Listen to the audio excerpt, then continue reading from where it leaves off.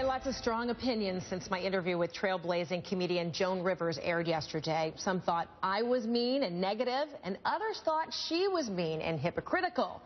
Perhaps you missed it altogether. A little background now. Joan Rivers, who recently celebrated her 81st birthday, has a new book out, Diary of a Mad Diva. Her folks said she was available for an interview, and I was more than excited about that. She was funny and engaging along the way in the interview, and then something set her off, and she stormed off the set during the taping. We did try to reach out to her again before it aired, but no response. After our airing, Rivers did comment to The Hollywood Reporter, which we will share with you after running the interview in its entirety. Joan Rivers, what a pleasure. You look so fabulous, and I am so underdressed. Oh, you're not underdressed. It's hot. It's a steamy summer weekend. That's a nice way to put it. It is indeed. Hey, look, what is it about the year 2013 that you focus on in this diary when you thought, man, there is so much material, I can't help myself, I've got to write about it in diary form? Well, my last book was on the bestseller list 19 weeks, so my producer's not a fool. She said, write another. So I said, about what? She said, well, you're funny every day. Write about what annoys you or makes you laugh every day. And that's how the book came about. It was so great to write, because every day I'd either laugh or bitch and put something down. Well, it's all in there. Your experiences, your observations, things ripped from the news or entertainment headlines. For example, you write this: I'm back in L.A. for a minor cosmetic procedure. I'm having a brow lift, tummy tuck, chin job, and lip implant, or my plastic surgeon likes to call it the usual. So, you know, Joan, you joke about yourself. You joke about these surgeries. I mean, everything is on the table, right? Oh, well, not on the table. We've taken all that skin off the table, and we made another little person that works right beside me. I am never lonely. and you're so honest about this plastic surgery. Usually people get plastic surgery, they don't want to tell anybody about it. So are you still getting them? And, you know, is it an addiction? What's going on here? Oh, no, it's in California, and I'm sure you, too. I don't know you specifically, but how old are you? Not yet. I'm near 50. How about that? Well, I'm sure you've had your Botox. I haven't had nothing yet. Well, whatever. Not that I don't need it, but, you know. No, you look good. I'm a chicken. But every woman, you know, don't put your money in a car. Put your money on yourself. You leave the car at the curb. And in California, the women look extraordinarily beautiful. And that's because it's been pulled so tight sometimes they, you know, they go to the bathroom through their ears, but it doesn't matter. They look good. They look good. Oh, my gosh. Well, you're right. Everyone does look good in L.A. You also write, you know, really about these interviews that you're constantly on junkets, whether you're talking about your books, you're talking about your TV shows, all your enterprises, and you write, I must say I hate going on shows where the interviewer just reads the questions regardless of what's being said. Me, I just killed my mother. Interviewer, I understand you like shoes. I hate that, you write. You know, at least link it up with, did you get your mother's? Yeah, exactly, exactly. No, but you know that. It's always so easy to tell who's a good interviewer and who's a bad interviewer when they follow what the guest has just said. You know, if John Travolta says, I was coming out of the closet today, you have to say, were you looking for a suit or were you looking for a young guy?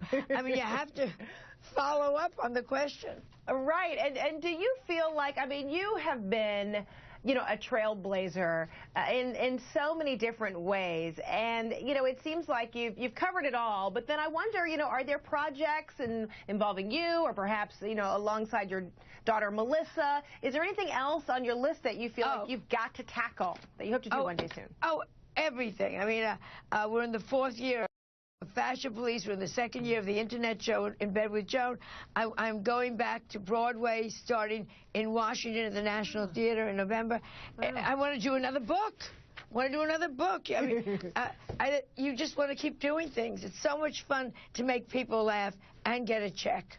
Wow. And so, you know, yeah, in all these, you know, I guess forays, it's been, you know, very good to you, and you know, you've got best-selling books, you sell out on stage, even with your fashion critiquing. While it's very mean in some ways, people can't wait to hear what you have to say. Really? It's not mean.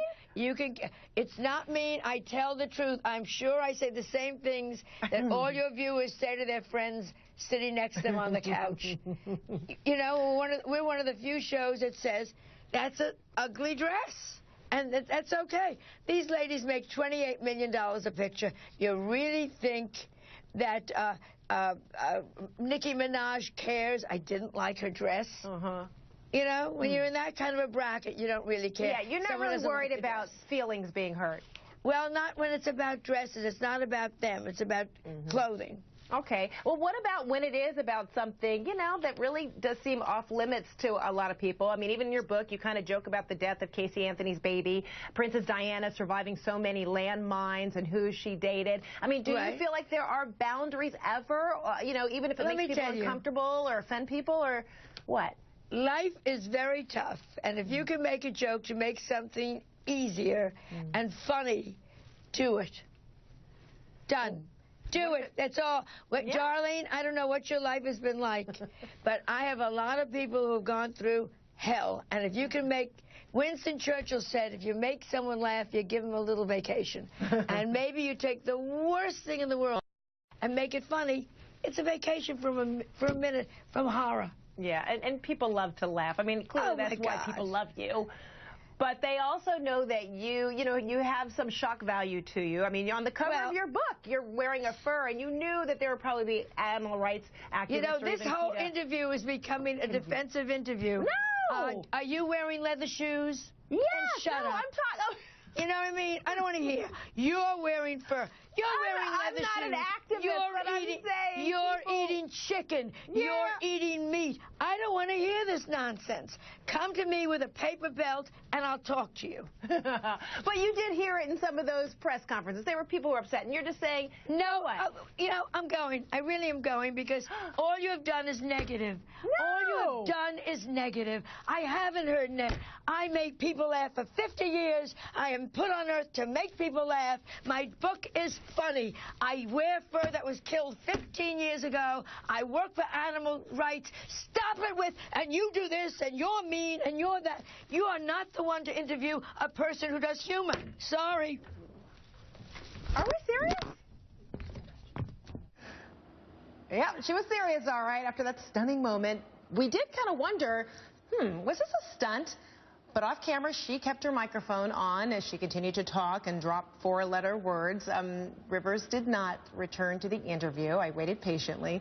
We did, however, try to reach out to her afterwards, but nothing. However, she did respond in a statement to The Hollywood Reporter saying, quote, I do not do and never have done PR stunts. The CNN interviewer was a news reporter and not an entertainment reporter. She did not seem to understand we were talking about a comedy book and not the transcript from the Nuremberg trial.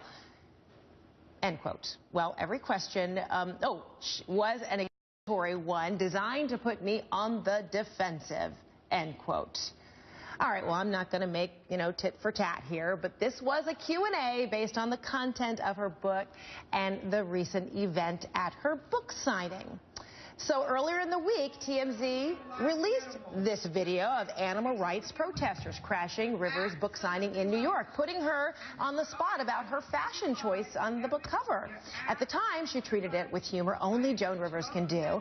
And I thought by asking her about the reaction to her fur coat and the protesters there that maybe she might deliver more humor. Oh, well, it was quite the opposite. Well, thanks for the opportunity still to talk to Joan Rivers. All right, Donald.